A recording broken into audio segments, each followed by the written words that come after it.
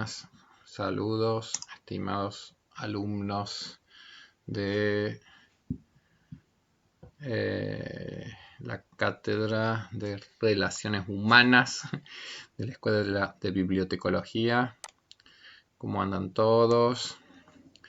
Espero que muy bien. Había dicho que tal vez la semana pasada les enviaba algo. 1 de mayo, me tomé el día. No es cuestión de abusar con el trabajo. Es bastante agotador estos métodos virtuales y el internet y las grabaciones. Así que bueno, chao. No hicimos nada. Nuestra última clase fue el 24 de abril.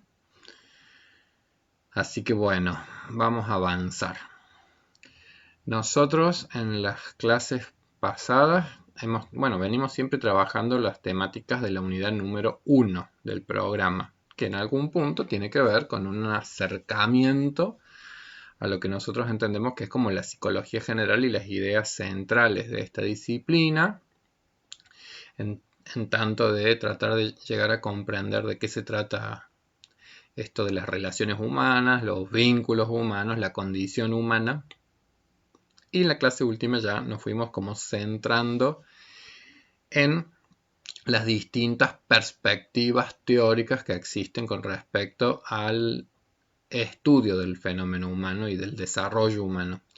Y la última clase nos concentramos en el modelo que postula y que propone el psicoanálisis, ¿sí? Bueno, hoy vamos a hacer de manera un poco más sintética una presentación de otras teorías que en el campo de la psicología también han tenido su incidencia y que han tenido y la tienen, como quien dice, y que no hay que pensarlos tampoco a las distintas teorías psicológicas como necesariamente como un conflicto poco productivo o infértil. En realidad, el hecho de que existan distintas líneas teóricas a veces también aporta bastante fertilidad porque cada perspectiva teórica es como que se centra más en algunas dimensiones que en otras dimensiones, ¿sí?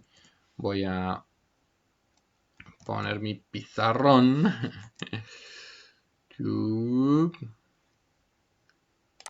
Voy a poner mi pizarrón, pero probablemente recuerdan que en alguna de las clases yo hice como una distinción del ser humano como una persona que piensa, siente, dice y hace cosas. Entonces son como dimensiones comportamentales muy distintas. Una cosa es lo que uno narra, lo que uno cuenta, lo que uno habla. Otra cosa es lo que uno efectivamente realiza, se conduce, se comporta. Otra dimensión muy distinta es la de los sentimientos, otra de los pensamientos. Entonces digo, es bastante entendible que puedan existir distintas perspectivas teóricas también porque de repente cada una se va a enfocar más en algunos aspectos de la complejidad del comportamiento humano y otras teorías se enfocan más en otros. Cuando nosotros vimos la teoría psicoanalítica, si yo no es que el psicoanálisis no tenga cosas que decir con respecto a los pensamientos, a los aspectos más narrativos o al comportamiento en sí, pero por ejemplo el psicoanálisis es una disciplina que se concentra con mucha intensidad y sus conceptos centrales sobre todo apuntan a la dimensión de los impulsos humanos, las motivaciones humanas, los sentimientos humanos más básicos, el amor, el odio, las ambigüedades, las culpas, es decir, todo lo que es como de un orden más bien motivacional, más centrado en los sentimientos, más tratando de comprender esas dimensiones más irracionales también del comportamiento, los aspectos que se sienten y los que no se sienten porque son inconscientes, es decir, todo ese tipo de dimensiones es como que es objeto de estudio del psicoanálisis. En cambio ahora nosotros vamos a empezar a ver otro modelo teórico distinto, que es el modelo del conductismo. y algunos conductismo y algunos conceptos centrales dentro de lo que se denomina la corriente conductista, ¿sí? Y ahí de a poco vamos a ir viendo también, qué sé yo, los autores y las ideas, pero vamos a ver que esta orientación teórica tiene otra perspectiva, porque es otro el objeto de estudio, es otro la modalidad de acercarse a los fenómenos humanos y quizás probablemente después como teoría nos ayude a entender mejor algunos aspectos del hacer humano que el psicoanálisis. Del mismo modo que el psicoanálisis nos ayuda a entender mejor algunos aspectos del sentir humano que el conductismo. Bueno, y así. Es decir, la idea que a mí me interesa que quede es que esta diversidad no necesariamente es un problema, sino que puede ser también parte de una riqueza que existen distintas perspectivas de algunas cosas. Bueno, estamos trabajando con este texto que es el de Juan del Val. Nosotros ya hemos trabajado las cuestiones psicoanalíticas. Vamos a leer acá lo que dice la posición conductista, pero dice, la posición conductista centra su interés en el estudio de la conducta manifiesta en lo que hace el organismo. Se preocupa sobre todo por estudiar cómo, a partir de las conductas con las que nace el sujeto, que serían reflejos incondicionados, se van formando nuevas conductas por medio del condicionamiento. En ello consiste el aprendizaje, que es un proceso, que es el proceso por el que se forman las conductas nuevas. Los mecanismos de aprendizaje son comunes a todos los animales y a partir de conductas muy simples se constituyen conductas cada vez más complejas por asociación entre ellas. Estos mecanismos son también los mismos en los niños y en los adultos. Y lo que entendemos por desarrollo puede reducirse a un proceso de incremento cuantitativo de conductas que cada vez se hacen más complejas. Al ser, no alcanzo a leer, ahí lo voy a correr ahí, al ser el crecimiento cuantitativo no puede decirse que existan propiamente estadios en el desarrollo, como en las otras teorías. Bueno, me voy a detener acá un poquito, porque esa es una síntesis que hace Don del Val, y después va a ser como una presentación más extensa, pero a nosotros nos va a servir ya a empezar por aclarar algunos términos que ahí aparecen, ¿sí? Entonces, se concentra, dice ya el conductismo, en el comportamiento observable. ¿Sí? ¿Por qué? Porque la perspectiva conductista, a diferencia de la psicología clásica previa a la emergencia del conductismo, muchas veces utilizaba como estrategia de investigación lo que se denomina la introspección. Es decir, que las personas mismas fuesen haciendo consciente lo que en un determinado momento están pensando para dar cuenta de sus pensamientos o de cómo resuelven una determinada tarea. Es decir, la psicología previa al conductismo, previa al psicoanálisis, era una psicología que básicamente se dedicaba al estudio de la conciencia, con una estrategia de investigación que era simplemente el introspeccionismo, es decir, que uno mismo fuese como observador de los modos con los cuales pensamos, con los cuales sentimos y que simplemente los fuésemos narrando y contando como si de esa manera pudiéramos llegar a explicar todos nuestros fenómenos comportamentales. Bueno, el conductismo arranca por poner en tensión ese modo de investigar las cosas y postula y propone, y de hecho lo hace, considera que la psicología es una disciplina, o debiera, él así lo postula, debiera ser una psicología más, o debiera ser, perdón, una disciplina más del conjunto de disciplinas que utilizan un método de investigación que es el método experimental.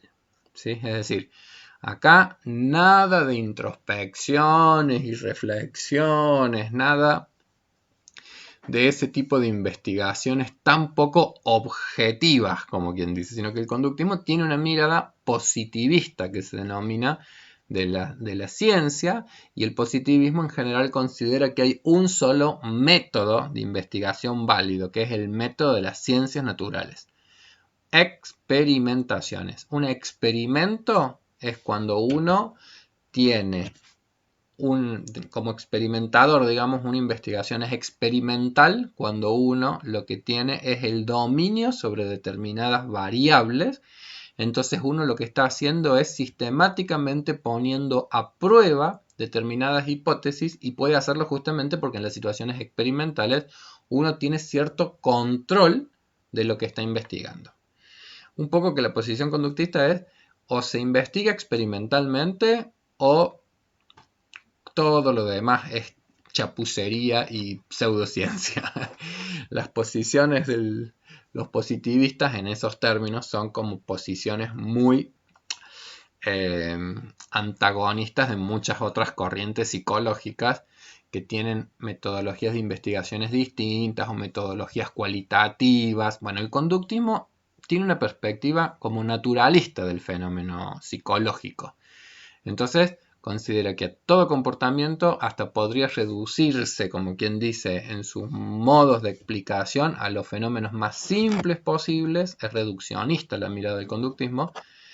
Y en última instancia, los comportamientos humanos hasta podrían seguir siendo reducidos hasta aspectos casi que te diría que físico-químicos, si quisiéramos ir a la búsqueda siempre de las causas materiales últimas de todo tipo de existencia y comportamiento de los seres. ¿Qué autores? Bueno, hay un autor que es como el autor más, que es el autor clásico del conductismo, que es un autor que se llama John Watson. Pero previo a él, y lo vamos a mencionar, previo, esperen, vamos a borrar esto otro para que no se nos haga un lío, ¿sí? Es decir, conductismo se concentra en lo que el organismo hace. Voy a borrar esto otro para que no se nos mezcle. Entonces, cuando digo lo que el organismo hace, nosotros lo que vamos a estudiar son los comportamientos observables. Es decir, porque si nosotros no lo podemos observar, si nosotros no lo podemos medir, para el conductismo eso es un objeto de estudio. Es decir, el inconsciente, para un conductista el inconsciente es un inexistente, no se puede observar, no se puede medir, chau, no lo tendrían ni en consideración. Esta perspectiva es muy materialista en su visión de cómo es la construcción científica, entonces no, eso no entraría ni dentro de temas de investigación. Entonces yo les decía, John Watson es como el autor prototípico, pero hay un autor que quizás ustedes alguna vez han escuchado hablar o lo han visto en el secundario, por ejemplo, que se llama Pavlov, así, porque es un ruso. Entonces tal vez alguna vez han escuchado hablar de los perros de Pavlov, que es el experimento como más famoso que está en la base de muchas de las ideas centrales y muchas de las experimentaciones primeras que se fueron haciendo para tratar de comprender el comportamiento de los seres vivos en general, bueno, del comportamiento humano en particular, pero también muchas investigaciones experimentales se hacen con otros seres vivos justamente para extrapolar algunos de los hallazgos que se pueden hacer en un contexto experimental también a los comportamientos de los seres humanos. Entonces el experimento clásico de Pavlov es el experimento en el cual se empiezan a sentar las bases y se empiezan a emerger ideas en relación a un aspecto central que es característico de la condición de los seres vivos, que es el aprendizaje. ¿Estamos de acuerdo? Porque el aprendizaje es un concepto muy importante dentro de la corriente conductista. Es decir, ¿cuál es la idea, como quien dice, central dentro de... Y además incluso, miren, lo voy a tratar de hacer como en comparación con el psicoanálisis. Digo, ¿cuál es la idea como central de cómo se va produciendo el comportamiento humano? Mientras que el psicoanálisis ponía mucho énfasis en el componente como interno y motivacional que desde el organismo estaría guiando el desarrollo, estaría guiando el comportamiento, es decir, como que hay un énfasis puesto más en los componentes organísmicos, es decir, en los aspectos internos del organismo.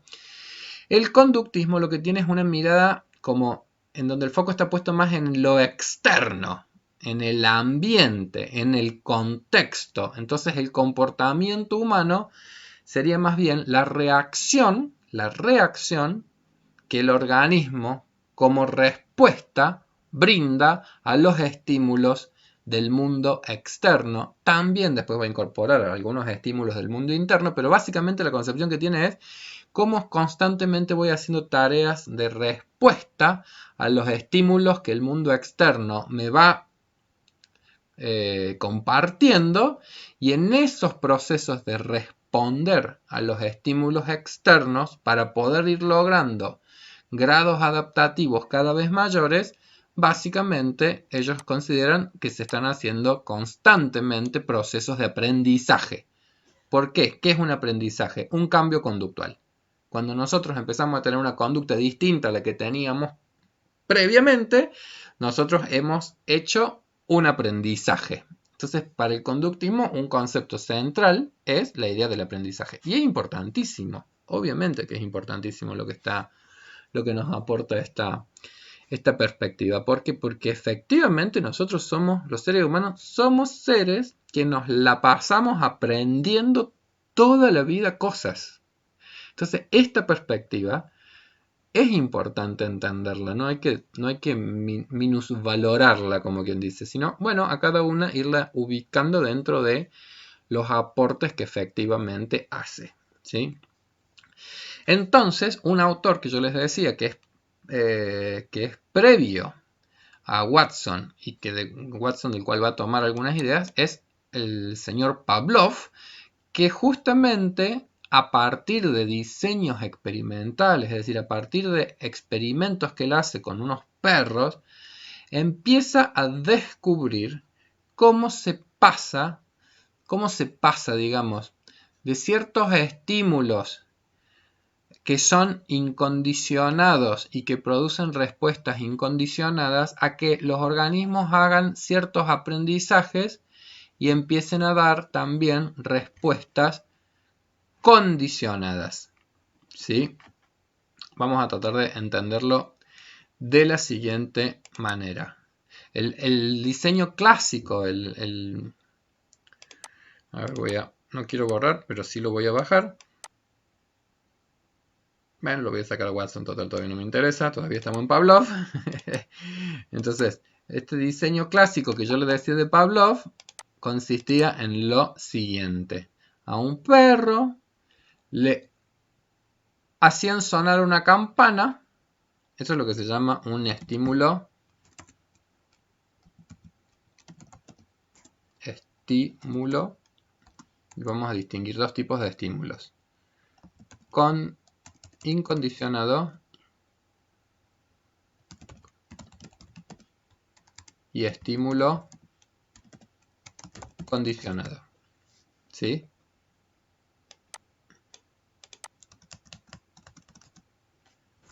Y la respuesta,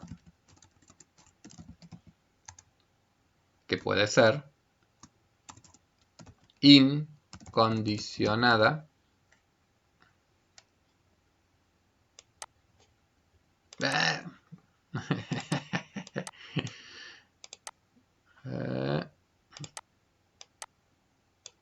respuesta incondicionada.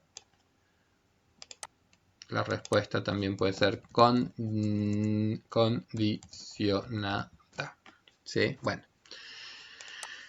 Entonces, en este experimento clásico de Pavlov, él ¿qué descubría? Que un aprendizaje en algún punto es cuando uno empieza a dar una respuesta distinta a la que daría en tanto que no existiese ningún tipo de aprendizaje. Cuando Pavlov hacía sonar una campana, un estímulo incondicionado, ya vamos a ver a qué quiere decir eso de...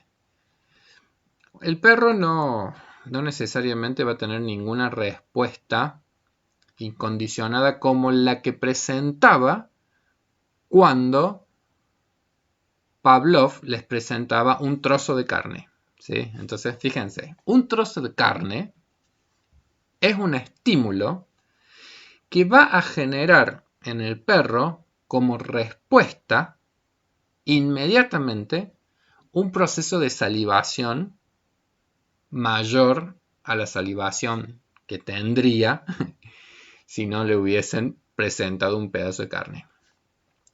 Yo no sé por qué lo hicieron con perro. La verdad que si lo hubieran hecho con los seres humanos, a mí me muestran una rica empanada y también probablemente salivo más.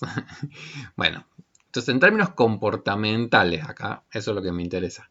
Ciertos estímulos, los incondicionados, parece que generan ciertas respuestas incondicionadas. ¿Qué quiere decir incondicionado? Incondicionado es sin condiciones, ¿sí? Sin condiciones, sin ningún condicionamiento, se va a producir esa respuesta.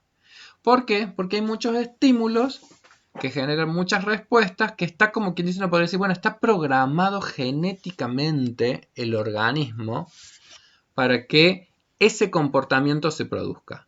Y ese comportamiento, en tanto que programación genética, como todos nuestros comportamientos reflejos, por ejemplo, son comportamientos que no ha intervenido en ellos un proceso de aprendizaje. ¿Sí? Bueno, los comportamientos reflejos de los seres humanos cuando llegamos a la vida, cuando nacemos, están presentes. Entonces, un niñito que vos le haces así en el dedo, en la mano, inmediatamente se te prende, se aferra. ¿Por qué? Porque hay una respuesta incondicionada a ese estímulo. A un niñito que tenga un sistema nervioso íntegro, que haya nacido maduro, vos le haces así, a un niñito que vos le haces así, va a ser el reflejo de la búsqueda. A un niñito le empezás a estimular, recién nacido, le empezás a estimular la boca y va a ser el proceso de succión. A un niñito le tocas la planta del pie y va a ser como un movimiento como de avance. Bueno, hay toda una serie reducida, pero una serie de comportamientos, aún en un recién nacido, en los cuales uno podría decir no ha intervenido ningún proceso de aprendizaje para que el organismo responda de esa manera ante determinados estímulos. ¿Sí? Bien. Entonces, en los perros de Pavlov, la presentación de un estímulo, como puede ser la comida, da una respuesta que también es incondicionada, está determinada por este patrón genético, como quien dice, por este patrón biológico, que hace que sin ninguna condición se produzca un determinado tipo de respuesta. ¿Sí? En cambio, hay otros estímulos en donde no necesariamente encontraríamos ese tipo de respuesta. Entonces, Pavlov, ¿qué hacía? Tocaba una campana.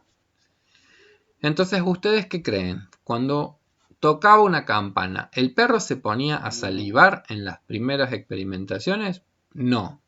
Pero después vino el proceso de empezar a hacer un juego de presentación de campana y presentación de la comida. ¿Sí? Entonces, Pavlov, ¿qué hacía? Sonaba la campana, después presentaba la comida, ¿qué hacía el perro? Salivaba. Otra vez, campana, comida, salivación. Campana, comida, salivación. Pero llegaba el punto en donde tras una serie de presentaciones relativamente cercanas en el tiempo de un elemento con otro elemento, ahí viene la idea central de cómo sería entonces el aprendizaje. Estos autores toman una idea que es básica, que es la idea de la asociación. El aprendizaje, dice, es un proceso en donde se empiezan a dar asociaciones nuevas entre estímulos y respuestas. Se empieza a producir aprendizaje por cuestiones asociacionistas. ¿Se entiende? Son socios, empiezan a hacer estímulos que se han hecho socios entre sí. Y entonces llega un momento en donde el perro, cuando suena la campana, ¿qué hace? Empieza a salivar. ¿Por qué? Y uno podría decir, y porque ya sabe que ahora se viene la comida. ¿Cómo que ya sabe? ¿Qué significa que ya sabe? Y significa que aprendió. Significa que se produjo un proceso de aprendizaje. ¿Estamos de acuerdo? Nos estamos yendo a elementos que son como lo básico de la idea central de una corriente teórica. Es decir, nosotros somos sujetos que aprendemos. Nosotros somos sujetos que aprendemos. Básicamente es como la cuestión como central del conductismo. La idea de que somos sujetos de aprendizaje. ¿Y cómo aprendemos? Aprendemos por asociaciones que nos van permitiendo, como decía ese texto, ir pasando justamente de conductas muy simples, como pueden ser los reflejos, a conductas cada vez de mayor grado de complejidad, en donde los procesos de asociación y de aprendizaje van teniendo un rol central en que se vayan produciendo aumentos en cantidades de conductas y cada vez entonces más cantidad y más complejidad comportamental, ¿sí? Ese proceso de asociación terminaría haciendo que un estímulo que era condicionado genere ya un tipo de respuesta, ¿sí? Es decir, la campana termina generando también una respuesta como la salivación, que en realidad era una respuesta incondicionada solamente a este estímulo, pero se terminaron asociando y la salivación termina siendo también una respuesta a un estímulo que ha condicionado esa respuesta, ¿sí? Estamos partiendo de lo más básico de todos, ¿sí? Lo más básico, entonces esa idea de lo que es un proceso de aprendizaje por asociación, ¿sí? Bueno, yo les decía, después va a surgir otro teórico que va a ser muy importante, que va a ser John Watson. Entonces John Watson toma esta idea de que la clave es esta relación que se va produciendo entre estímulos y respuestas que los organismos dan a esos estímulos. Entonces va a generar la idea justamente de que, bueno, que nosotros vamos aprendiendo entonces por condicionamientos, ¿sí? Entonces es una idea central como el conductismo, es decir, se producen aprendizajes. ¿Cómo se producen los aprendizajes? El aprendizaje se produce por condicionamiento. Pero los trabajos de Watson, ¿sí?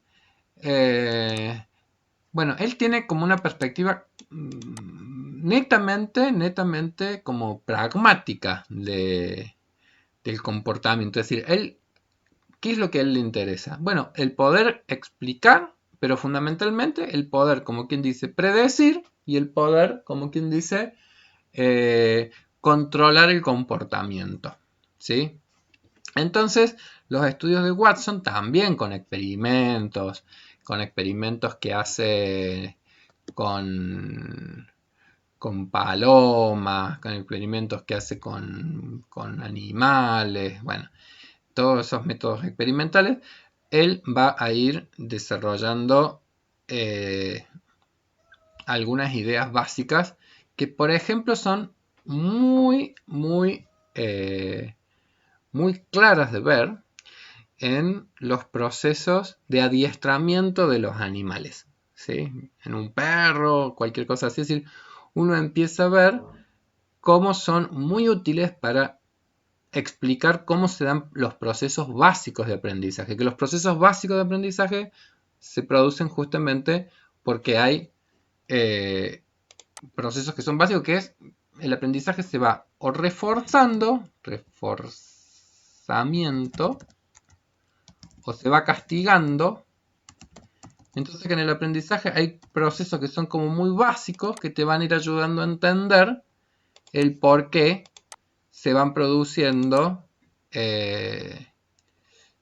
el desarrollo de ciertos comportamientos y el aumento de determinados comportamientos o la disminución de otros comportamientos, ¿sí? Estas ideas de el reforzamiento y el castigo son ideas que empiezan a pegar un salto en la calidad de la comprensión del proceso de aprendizaje. ¿En qué sentido? Que todavía en el condicionamiento pavloviano, uno todavía estaban como viendo lo que eran muchos comportamientos que eran como una respuesta innata de los organismos, como esto de la salivación, o Watson, por ejemplo, estudiaba con el caso de la asociación entre hay un caso muy famoso en Watson que se llama el caso del pequeño Albert, en donde Watson le presentaba a un niñito un conejo. Entonces nada, generaba una cosa como muy placentera, pero resulta que empezó a presentar el conejo y junto con el conejo un tremendo ruido, muy molesto y muy generador de cierto temor. Entonces, después de unas cuantas exposiciones simultáneas a ese tipo de estímulos, generó, igual que en el perro Pablo, digamos, es decir, pasó que el niño empezó a tener miedo al conejo, como si el conejo pobre tuviera algo que ver con ese ruido, pero había quedado como una cuestión asociada. Entonces un miedo o una fobia que despertaba ese elemento en realidad era por la asociación que había pasado con ese otro fenómeno, como quien dice, ¿sí? Bueno. Posterior a Watson van surgiendo ideas que van como complejizando estos modelos, y es cuando ahí aparece esto que yo digo que es el del reforzamiento y el castigo. Y eso ya tiene que ver con un señor que se llamaba Skinner, como el de los Simpsons, digamos, en donde él empieza a observar qué significativo también es los resultados contextuales que los comportamientos empiezan a tener para que los comportamientos empiecen a producirse con más frecuencia o empiezan a disminuir en su probabilidad de expresión, ¿sí? Acá ya estamos haciendo como un salto de lo que se llamó el condicionamiento clásico, que es el de Pavlov y el de Watson, a lo que se va a llamar el condicionamiento operante. El condicionamiento operante. ¿Cuál es la idea de lo operante? La idea es que justamente el organismo, como alguien que está operando con sus comportamientos en el medio devuelve algún tipo de respuesta. Entonces se empieza a producir un proceso de operancia, es decir, del organismo como haciendo algo en el contexto, en feedback con el contexto, y entonces un poco también a partir de ese feedback que se va teniendo con el contexto es que se van produciendo procesos de aprendizaje que van a implicar la repetición o la disminución de la probabilidad de algún tipo de conducta, algún tipo de comportamiento.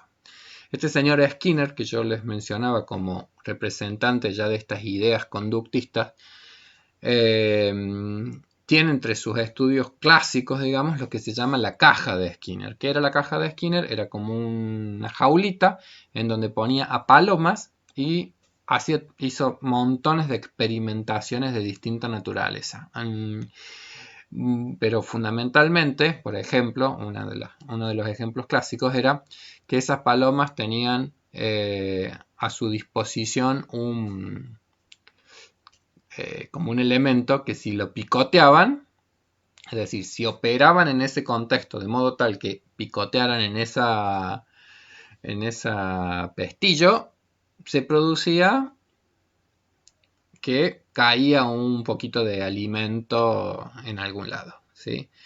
Entonces, ¿qué es lo que observaban en esas investigaciones? Bueno, que ciertos comportamientos, cuando en relación con su contexto reciben lo que él le va a llamar un reforzamiento, ocurre que van entonces a empezar a tener cada vez más probabilidades de ocurrencia. Entonces, un aprendizaje como que empieza a darse en algún punto, porque en la relación entre el organismo que opera en el medio y el medio se producen como procesos de reforzamiento de cierta conducta. Entonces empieza a haber cada vez más probabilidad de que ese comportamiento se repita, ¿sí? Del mismo modo que así como encontraba que había interacciones entre organismo y medio que llevan a que aumente la probabilidad de repetición de un comportamiento, hay otras interacciones entre organismo y medio que tienen el efecto contrario, y ahí aparece la idea del castigo. Es decir, que si la paloma, cuando apretaba ese pestillito, en vez de recibir comida, recibía una pequeña descarga eléctrica, no letal, pero molesta, rápidamente la paloma dejaba de hacer ese tipo de experimentaciones, ¿sí? Entonces, bueno, ese tipo de modelos, es decir, ese tipo de... genera la idea básicamente de una idea conceptual que es, bueno, nosotros tendemos a repetir más comportamientos cuando esos comportamientos han sido reforzados. Nosotros tendemos a disminuir ciertos comportamientos cuando nosotros, producto del comportamiento, recibimos castigos, ¿sí?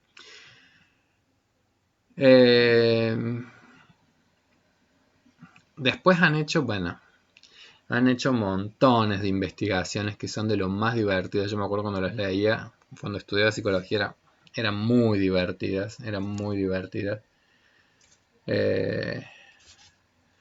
Les cuento una que a mí me parecía muy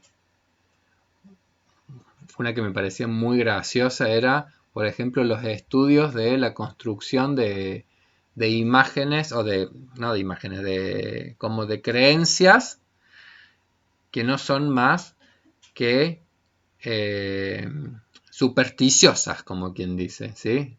Es decir, a una paloma, por ejemplo, la ponían en una de esas cajitas, pero resulta ser que no había ningún patrón lógico para que se produjese el refuerzo con la comida, ¿sí? Entonces, imagínense que la paloma de repente picoteaba y no recibía nada. Picoteaba, no recibía nada. Picoteaba y no recibía nada. Y de repente llegaba comida. ¿Pero por qué? Porque había simplemente un patrón de que iba a ser azaroso el momento en que iba a ir recibiendo comida. Pero de todas maneras, aunque el patrón fuese azaroso, la paloma interpretaba que alguna relación había habido entre su comportamiento y la respuesta que dio el contexto. Entonces se empiezan a construir en la paloma representaciones o aprendizajes que en realidad tienen una base irreal, supersticiosa. Entonces se había apretado 5 o 6 veces y ahí llegó la comida azarosamente, volví a apretar 5 o 6 veces. Pero podría ser que no recibiese ningún tipo de recompensa, digamos, porque como era una cuestión azarosa, entonces volví a repetir. Y entonces volví a repetir. Y de repente llegaba, por estas cuestiones del azar, nuevamente un reforzamiento. Entonces en algún punto se volvía a reforzar una idea falsa.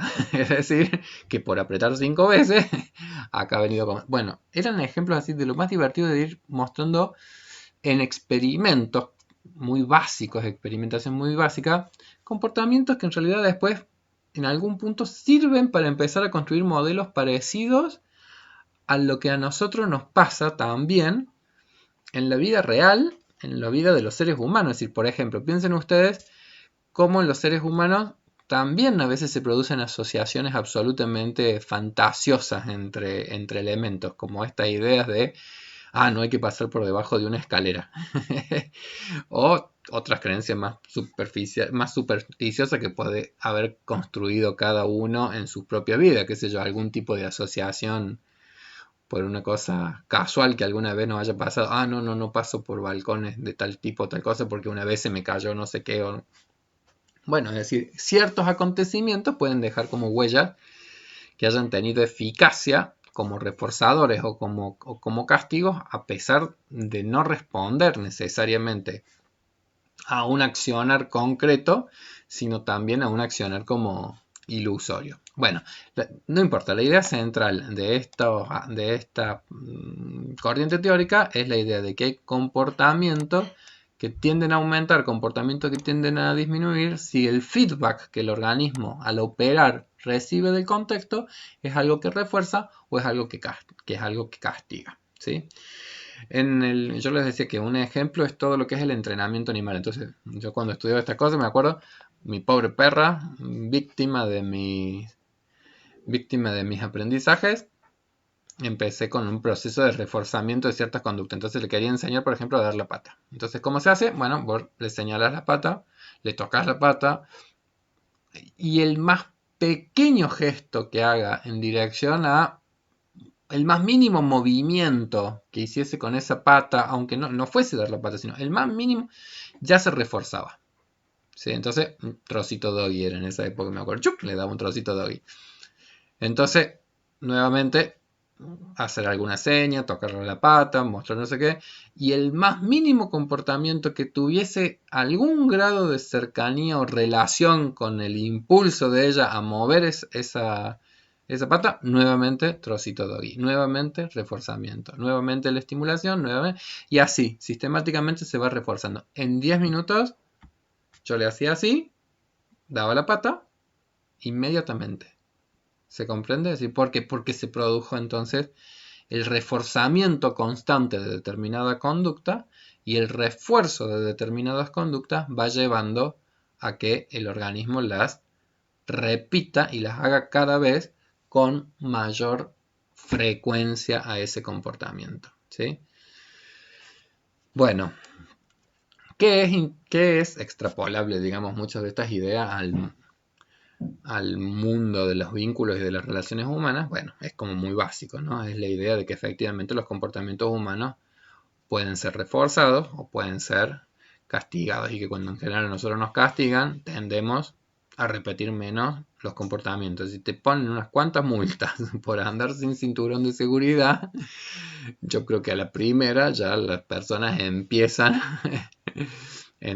a realizar un nuevo tipo de comportamiento por la presencia de algo que es aversivo. ¿Se comprende? ¿Qué es lo interesante también de entender? Que es muy interesante que si uno quiere que ciertas conductas se produzcan, a ver, eh, está bueno poder centrarse en la idea del reforzamiento de ciertos comportamientos que uno quiere que se reproduzcan, en vez de centrarnos tanto en el castigo de comportamientos que uno no quiere que se produzcan.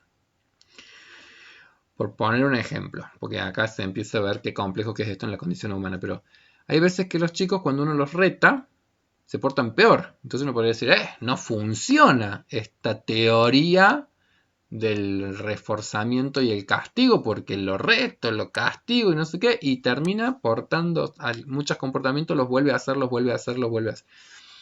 Entonces ahí es cuando empieza a complejizarse en la condición humana, porque uno podría decir, bueno, pero ojo, porque eso que vos pensás que es un castigo, ¿no estará siendo un reforzador? Porque si un comportamiento se repite con más fuerza, es que lo estamos reforzando.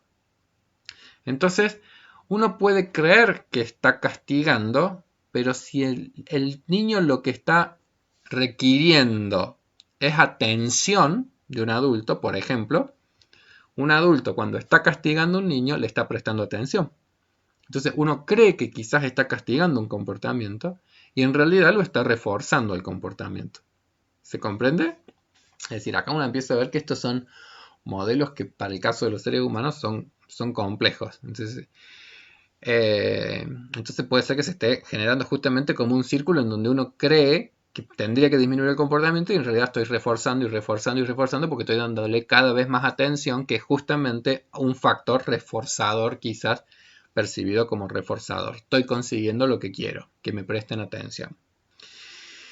Y yo decía, en general, nosotros venimos de una cultura muy castigante, por ejemplo, qué sé yo, en la cuestión educativa, el reto la sanción o, bueno, el castigo. Como muchos comportamientos humanos son muchísimo más moldeables, que es un poco lo que al conductismo siempre le interesa, es decir, poder incidir en el comportamiento humano, como muchos comportamientos son mucho más moldeables si efectivamente uno actúa por el lado del reforzamiento más que por el lado de los castigos. Es decir, imagínense que en vez de ponernos una multa por no usar el cinturón de seguridad, a nosotros nos permitieran nos premiaran en la calle, un policía nos detuviese, nos dice, ah, muy bien, usted tiene el cinturón de seguridad, tome este bono que a usted le permite, qué sé yo, pagar mucho menos el impuesto del auto.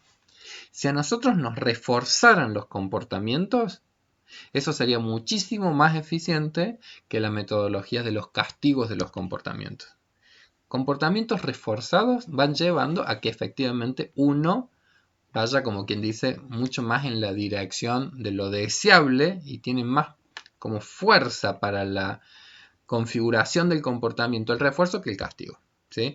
Si a nosotros la basura fuéramos y cuando depositáramos qué sé yo, una latita de Coca-Cola, en vez de tirarla en la calle, la tiráramos en un lugar, aunque nos diera 50 centavos, eso nos reforzaría y nos llevaría a como conductas mucho más interesantes que toda la cuestión del castigo. Nosotros, lamentablemente, nuestra especie se organiza todavía mucho, la cultura humana, en dirección a ciertos castigos. Estas ideas teóricas en realidad son muy interesantes para ver cómo en realidad hay muchas cosas que podrían direccionarse y organizarse mucho mejor por el lado del refuerzo del comportamiento positivo. ¿Qué quiero decir con esto? Imagínense, digo, en la biblioteca, por ejemplo, los sistemas clásicos son los sistemas de los castigos a los usuarios que no devuelven en términos determinados libros, o qué sé yo, métodos que son de sanciones, de prohibiciones, de no sé qué, de no sé cuál.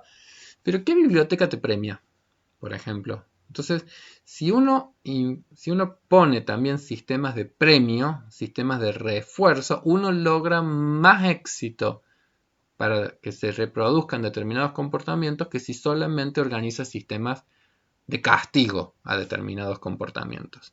¿Sí? En la educación también pasa muchísimo. Es decir, uno cuanto más refuerza ciertos comportamientos puede llegar a tener más éxito que solamente con las cuestiones de los castigos. Bueno, a ver, vamos a ver acá. Bueno, estábamos con lo del conductismo. Esto era el psicoanálisis. Entonces, conductismo, bueno, las teorías conductistas, bueno, todas estas cosas más o menos ya las fuimos desarrollando. Watson.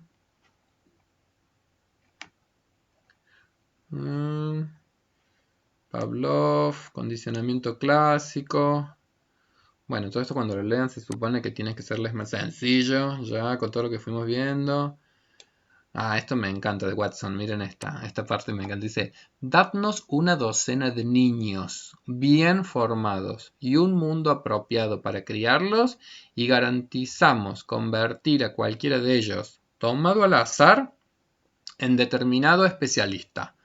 Médico, abogado, artista, jefe de comercio, pordiosero o ladrón. No importan los talentos, las inclinaciones, las tendencias, las habilidades, las vocaciones y la raza de sus ascendientes.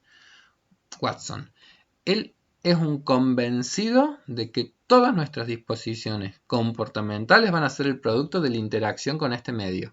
Entonces él pragmáticamente también tiene ese convencimiento. Si a mí me dejaran, dice él, por suerte no lo dejaron, si a mí me dejaran manipular el contexto, el contexto es el que definiría, por los estímulos que yo voy definiendo, por los estímulos que yo voy dando, hacia dónde se va a encaminar el comportamiento de este niño. Es decir, que si este niño, más allá de la raza que tenga, o los genes, o la inclinación, todo lo demás, yo lo empiezo a estimular para que vaya en dirección a la música, y son sonidos, y música, y musiquita, yo dentro de un tiempo voy a tener un músico. ¿Por qué? Porque un organismo no podría escapar a la estimulación del contexto. Bueno, las ideas de Watson son un poco intensas en ese sentido, porque en algún punto no le está dando casi como que espacio a algunos aspectos más del mundo interno de cada quien, ¿sí? Entonces, en ese sentido, él es como efectivamente un teórico que postula que nosotros somos más la consecuencia de lo que hemos logrado reaccionar a todos los estímulos que el contexto nos ha dado. Bueno, acá viene entonces la cuestión del condicionamiento instrumental de Skinner, las ideas de las refuerzas, la probabilidad de aumento. Ah, bueno, y acá viene otro, el último como concepto importante del conductismo, bueno, digamos, por lo menos para tener una visión general, es el de un autor que se llama Bandura, Albert Bandura. Albert Bandura es como uno de los últimos conductistas, último en el sentido de periodo histórico en el que va trabajando, ven, trabajos del 63, Skinner desde el año 38, sus teorías y sus ideas, entonces ya más cercano en el tiempo. Bandura se interesó mucho por todo lo que él le va a llamar el aprendizaje observacional. Es decir, nosotros a muchísimos comportamientos los aprendemos simplemente observándolos de otros modelos adultos que nosotros tenemos. ¿Sí? Es decir, cuando somos niños, no es que todos los aprendizajes los hacemos por ensayos y errores nosotros personales, sino que muchísimos de los aprendizajes se van dando simplemente porque nosotros vamos, como quien dice, observando y modelando nuestros comportamientos a partir de los ejemplos que nosotros tenemos en nuestros contextos. ¿Sí? Dice, por complejas que puedan ser las conductas que pueden obtenerse mediante el condicionamiento operante, el aprendizaje sería prácticamente imposible si cada conducta necesitara irse modelando poco a poco. ¿Ven? Esta idea de que nosotros no hacemos todos los procesos de aprendizaje como ensayos y errores uno individualmente, sino que muchísimas de estas conductas se adquieren, muchas de las conductas mediante la simple observación e imitación de lo que hacen otros. Bueno, los seres humanos somos seres imitadores, increíblemente imitadores. Es decir, como nosotros, por ver cómo los otros se conducen y qué es lo que las otras personas hacen, nuestro comportamiento tiene mucho de mimético, de mímesis, es decir, de repetición. Yo no sé si alguna vez han visto, hay unos videitos que circulaban hace un tiempo por Facebook de una persona que por ahí llegaba a una sala de estar y que se sentaba y había otras personas que estaban todas ya contratadas y que de repente las otras personas de golpe y porrazo se paraban todas en determinado momento y después se sentaban. Pero no hacían más interacción ni entre ellas ni con la persona esta.